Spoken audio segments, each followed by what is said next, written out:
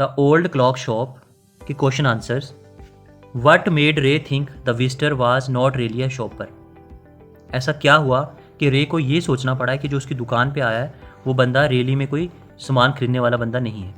अब इसका आंसर देखते हैं। रेज ओल्ड वाइज आइज, यानी रे की जो पुरानी और अक्लमंद चालाक आंखें थी, अंडरस्टूड समझ गई that the visitor who arrived at the late hours, वो वाला बंदा जो उसकी दुकान पे इतनी रात को आया है, was not really a shopper, वो रियली में कोई शॉपर यानी कोई सामान खरीदने वाला बंदा नहीं है।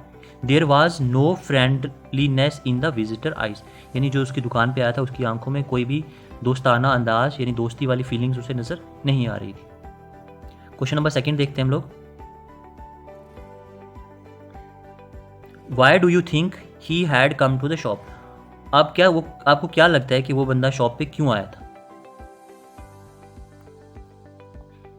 आई थिंक, इसका आंसर देखते हैं। I think he had come to the shop to rob the shop, he was in urgent need of money.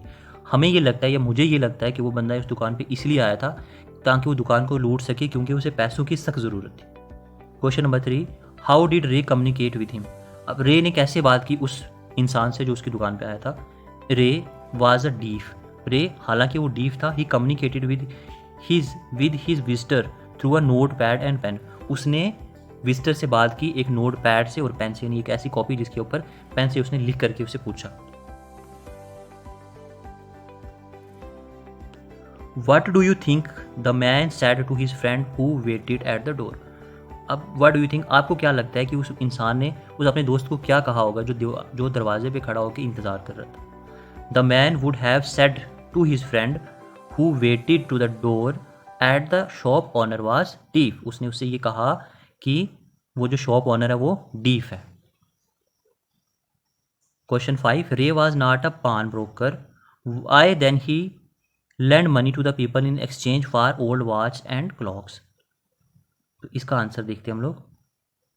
रे was a very kind person. अब रे एक्चुअली में एक काइंड पर्सन था। He was not a pawn broker, वो कोई पान broker नहीं था। Someone who lends money on security of an item.